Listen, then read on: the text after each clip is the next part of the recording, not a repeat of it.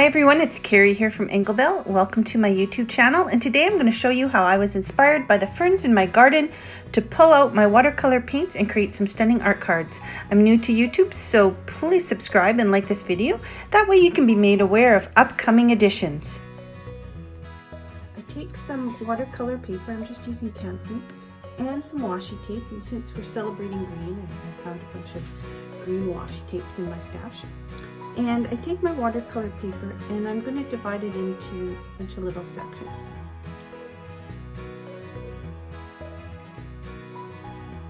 I'm starting middle here. All I did was, I'm going to have a dominant leaf, so I'm going to go up here gently with my pencil. This just gives me a border and create that inside. It's just guidelines.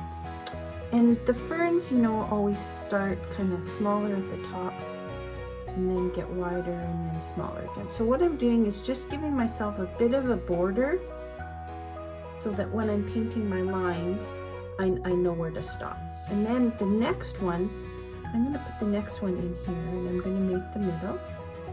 And he's a little smaller, so he starts off small. And I'm making him butt up against this guy here and then go out. And it doesn't matter what happens on that edge. Oh, and then, oh look, we could fit one in here. So we're going to make the inside. And we're going to make his outside just near along the outside of the other ones.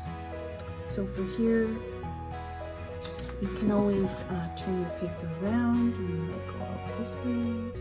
Just making the center. And then when we make the edge, we make it but along that side. And then this one is going to go here, and we're going to butt along those guys, and then the other edge will be there. So when you're done, you can fill in all of your sheet, and then you get to go paint, So I am using the Ocean Paper watercolors, muted watercolor that's just really popular and just so beautiful to work with right now. So one of the tricks with watercolor too is, for me, I'm sure watercolor experts will tell you this as well, is letting it dry and stepping away and coming back and then watching the magic that happens. So I'm just going to show you how I build these leaves that I've got here. We're going to just follow our lines, and it's about creating that organic, wonky feel. You can layer in some colors if you want. You can leave it monochromatic if you want. It's all up to you. It's just about having fun, being mindful, just getting lost in doing something and being inspired by ferns.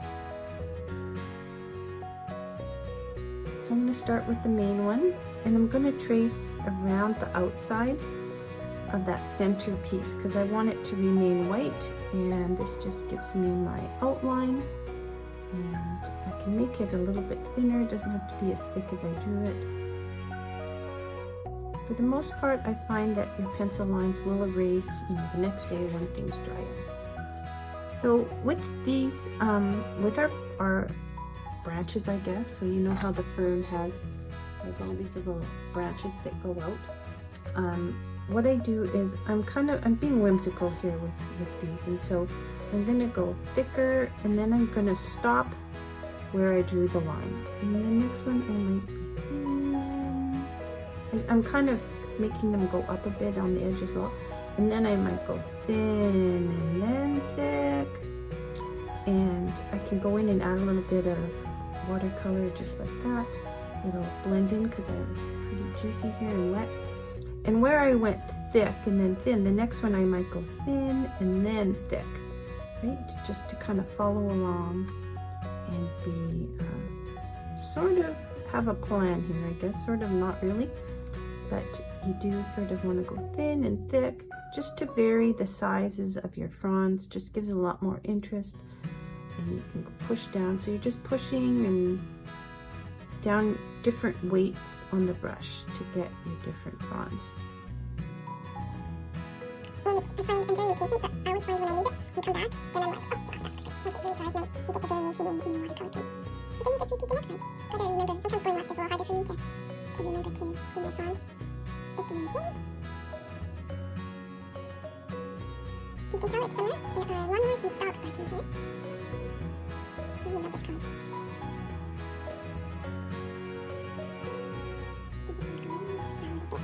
You can see on this one when it's drying, you get the variegated colors.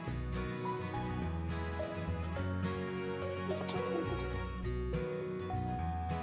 Yeah, so that's my one minute. So then you just continue. To continue, I kind of want to keep my colors a bit coordinated. So I'm going to pull a bit of this paint over here, and I'm going to take this next color, which is a little bluer, and add a bit in to create, a blend of those two colors so that things coordinate really nicely. So once again, I'm going to go up along my center line, keep it white. You can see why, we have the washi tape here, so when we remove it, we're going to get this beautiful white edge, and that's why we put that there. And this one's a little bit different. I'm going to start here, and then I'm going to go in. Remember, this is whimsical, it's just sort of crazy. This isn't, we're inspired by the skirt, we're inspired by the fern, and you're not trying to be creative.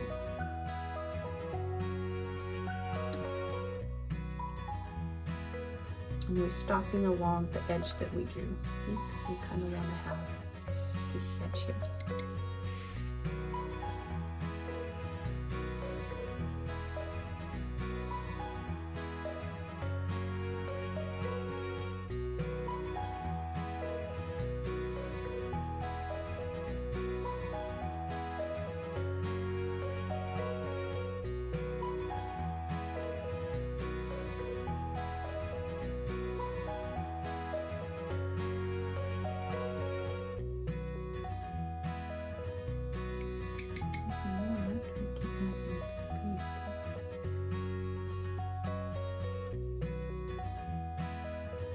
All I'm doing is loading up my brush with some green paint and dipping it in, and because the paint's wet, it's gonna model and dry and create a really fun look when it's dry.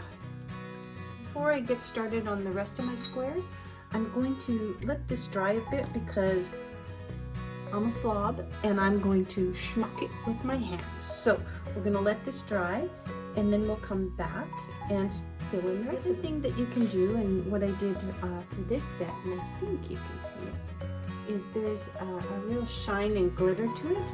And you can use any sort of watercolor you want. I'm using Canson watercolor paper. But what I do to get the glitter is I can add it in.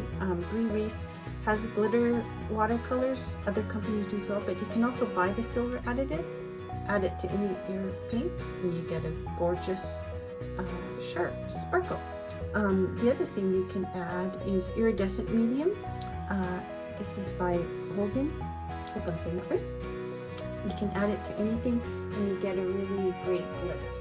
Okay, so I filled up my entire sheet of painting, and because, you know, I'm being inspired and going off in different directions, I even tried some purple and blue ferns. But that's what it's all about, just having something inspire you and then just going in whatever direction you want. So now I just want to show you what happens when we remove our washi tape. You have to be a little careful because it can rip. So I think this one's on top.